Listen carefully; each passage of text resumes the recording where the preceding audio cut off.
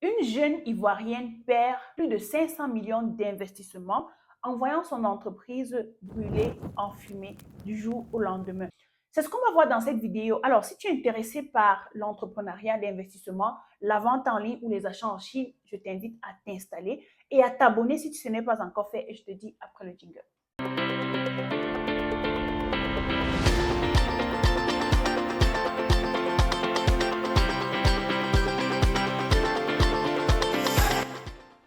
Je suis Assise Lilson, je suis chef d'entreprise, je suis experte dans les achats en Chine et la vente en ligne. Donc, si ce sont des thématiques qui t'intéressent, je t'invite à t'abonner et à cliquer sur la cloche de notification pour être notifié à chaque fois que je produis du nouveau contenu.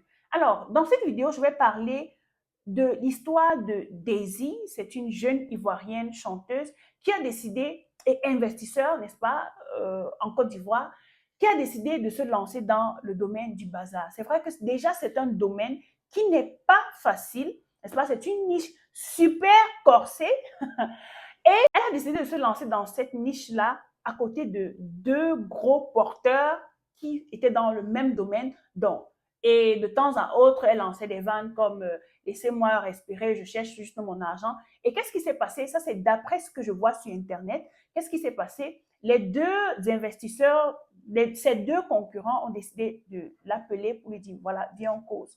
Elle a dit non, laissez-moi, je vais chercher mon argent. En fait, elle est venue avec une stratégie de baisser les prix pour attirer la clientèle.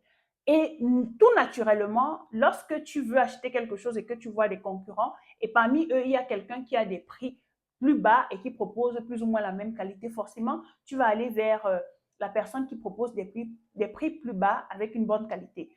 Voilà comment ces gros investisseurs ont vu leurs investissements ou bien leur chiffre d'affaires être réduit du jour au lendemain. Et on ne sait pas ce qui s'est passé du jour au lendemain. Son entreprise ou bien son Daisy Mall a pris feu. Et ça m'a amené à réfléchir sur la question de l'entrepreneuriat. Ça m'a amené à réfléchir sur la question de l'investissement. Ça m'a amené à réfléchir sur la question du positionnement dans les affaires. Et moi, en tant que chef d'entreprise, en tant que femme d'affaires qui exerce depuis déjà beaucoup d'années, je me rends compte à quel point chaque jour, c'est un risque d'entreprendre. Parce que du jour au lendemain, tu peux voir ton entreprise aller en fumée. Tu peux te lever un matin, tu vois, tu as eu un cambriolage. Tu peux te lever un matin, tu investis de l'argent et tu perds tout ton investissement. Ce que vous devez comprendre dans ça, c'est que l'entrepreneuriat est un risque. Je vois des gens blaguer en disant je suis entrepreneur. Est-ce que vous savez ce que c'est que entreprendre? L'entrepreneuriat, c'est un challenge permanent, quotidien. Imaginez-vous, vous avez 5 millions, vous décidez de mettre dans un projet et vous vous faites arnaquer, par exemple. Ou bien, vous vous levez un matin, vous avez égaré cet argent. Ou bien, vous vous levez un matin, je ne sais pas, quelque chose s'est passé. On a tous vu des entrepreneurs qui avaient des fermes, qui se sont levés un matin et qui ont vu toutes leurs fermes à terre. Ça veut dire quoi? Il y a simplement un virus qui est passé et qui a donné la mort à tous les poussins.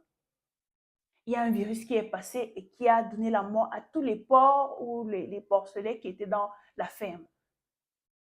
Tu vas par exemple être dans l'agriculture et tu fais une plantation, je veux dire, tu plantes quelque chose et ça ne produit pas comme tu veux.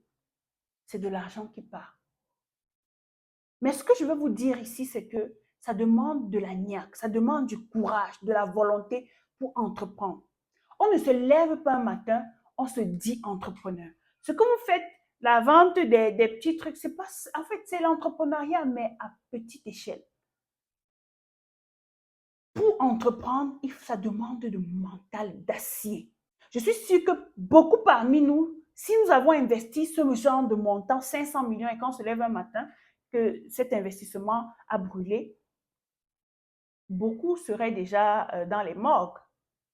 Mais ça demande un mindset de lion.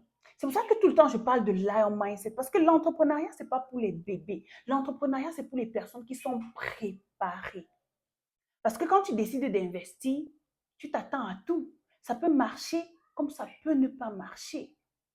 Et peu importe le résultat qu'on parvient à avoir, on utilise cela comme une expérience.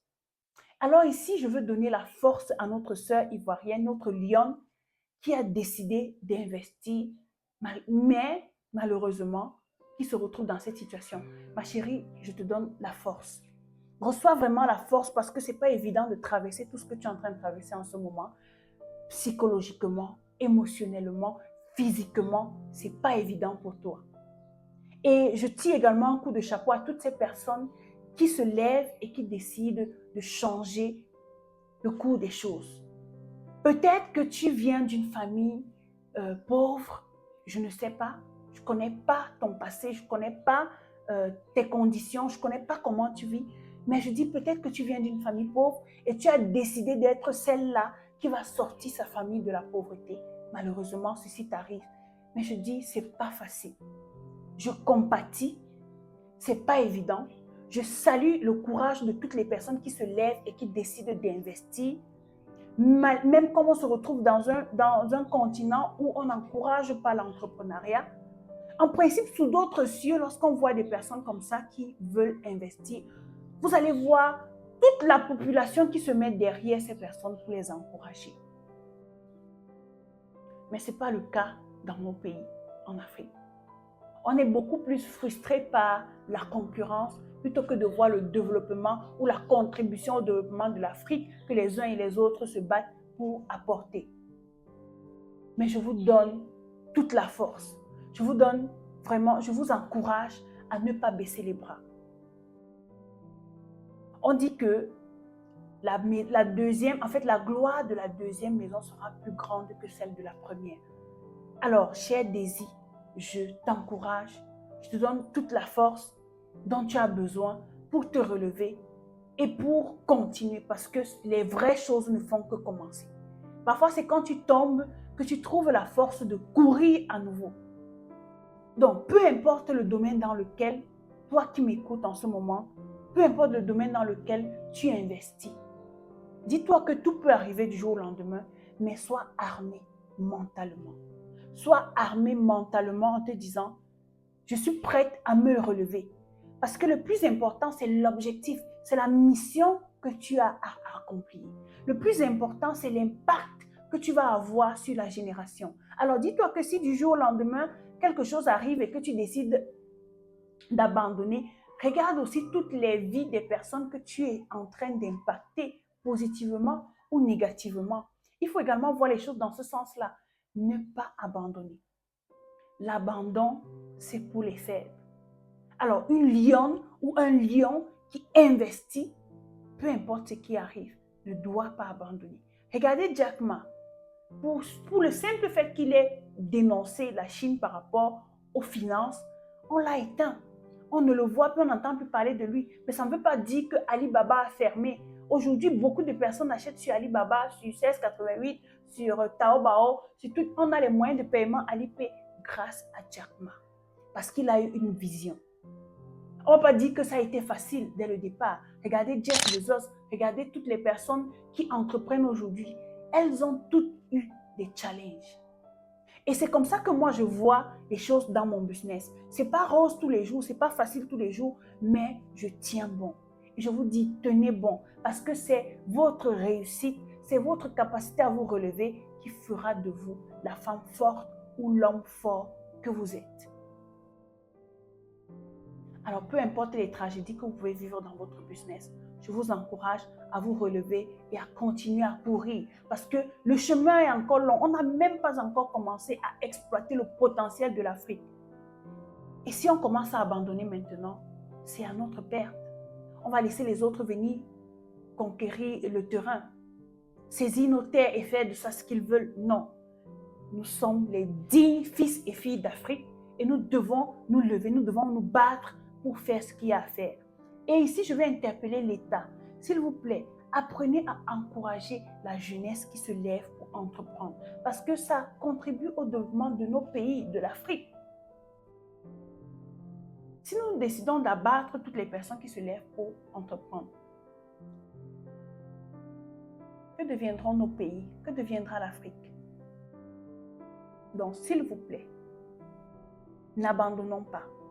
Cher État, s'il vous plaît, encouragez les jeunes qui se lancent, qui se battent, qui entreprennent et on aura une Afrique encore plus belle, une Afrique encore plus digne avec des enfants vaillants et financièrement indépendants.